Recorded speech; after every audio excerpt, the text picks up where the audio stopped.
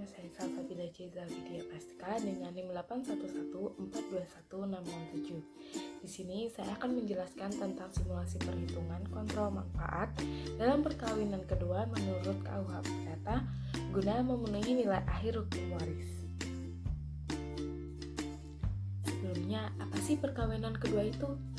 Perkawinan kedua adalah perkawinan yang dilakukan setelah perkawinan pertama putus dan menghasilkan seorang anak dalam perkawinan pertama tersebut. Nah, dalam perkawinan kedua terjadi percampuran harta. Hal ini sesuai dengan pasal 180 KUH Perdata. Akan tetapi, ada satu hal yang bisa memisahkan harta tersebut, yaitu dengan perjanjian kawin sesuai dengan pasal 119 KUH Perdata dengan syarat perjanjian perkawinan dibuat sebelum perkawinan tersebut berlangsung. Selanjutnya, masuk ke dalam contoh kasus berawal dari Ardia melakukan perkawinan kedua dengan Karin yang kemudian dikaruniai anak bernama Mina. Selain itu, Ardia juga mempunyai anak bernama Selin dari perkawinan pertama dengan Salwa. Masuk ke dalam contoh kasus berawal dari Ardia melakukan perkawinan kedua dengan Karin yang kemudian dikaruniai anak bernama Mina. Selain itu, Ade juga mempunyai anak bernama Selin dari perkawinan pertama dengan Salwa. Saat perkawinan kedua, Ardia dan Karin melakukan perkawinan tanpa adanya perjanjian perkawinan yang kemudian setelah 2 tahun menikah mereka akhirnya dikaruniai anak bernama Mina. Setelah itu, Ardia yang merupakan seorang pekerja kantoran yang setiap harinya menggunakan mobil pribadinya untuk bekerja tiba-tiba mengalami kecelakaan lalu lintas yang mengakibatkan dia meninggal di tempat dan meninggalkan keluarga kecilnya. Dalam perkawinannya dengan Karin, Ardia mempunyai harta bawaan sejumlah 24 juta, sedangkan Karin mempunyai harta bawaan sejumlah 6 juta, dan harta peninggalan Ardia sejumlah 60 juta. Lalu terdapat juga UP atau untung persatuan dengan rumus harta perselisihan akhir atau 60 juta dikurangi harta awal gabungan harta Ardia dan Karin yaitu 24 juta ditambah 6 juta.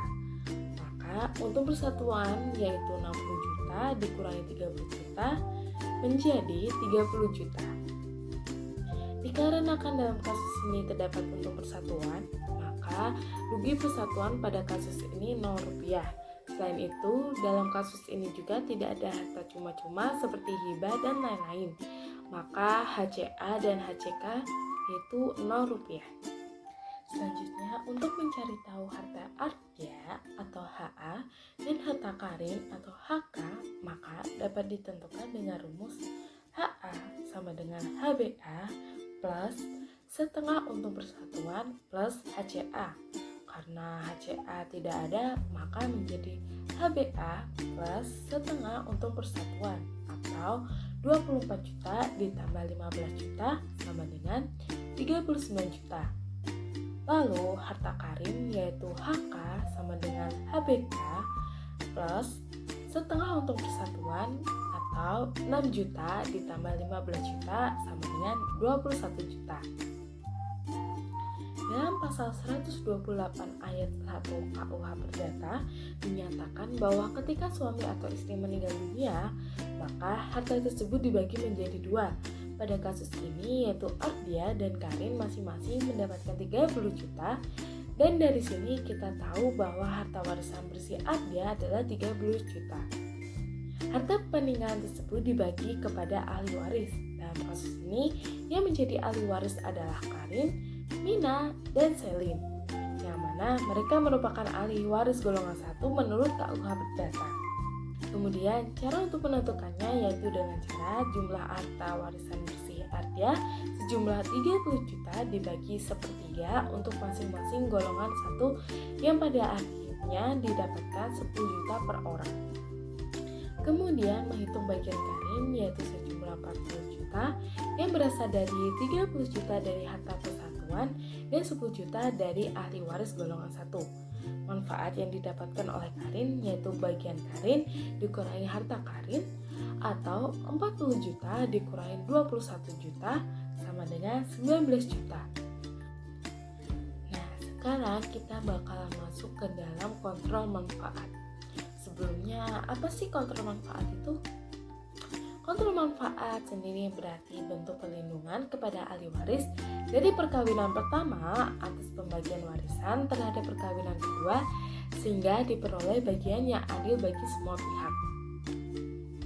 Dalam kontrol manfaat terdapat dua indikator, yaitu yang pertama, maksimal manfaat tidak boleh lebih besar dari seperempat harta arja, atau bisa kita hitung dengan seperempat dikali 39 sama dengan 9,75 juta rupiah. Yang kedua, maksimal manfaat tidak boleh lebih besar dari bagian anak dari perkawinan pertama, yaitu 10 juta. Setelah kita bisa bandingkan antara kedua indikator tersebut, maka kontrol manfaat yang kita ambil adalah kontrol manfaat yang paling kecil, yaitu 9,75 juta. Setelah itu, kita sekarang bakal menghitung kelebihan manfaat yang diterima oleh Karin dengan cara harta Karin dikurangi maksimal yang didapat, atau 19 dikurangi 9,75 sama dengan 9,25 juta rupiah. Lalu 9,25 juta tersebut harus dikembalikan lagi kepada Mina dan Selin secara rata atau bisa dibagi dua dengan masing-masing mendapatkan 4,645 juta rupiah. Maka bagian yang diterima oleh Mina dan Selin adalah 10 ditambah 4,645 sama dengan 14,25 juta rupiah.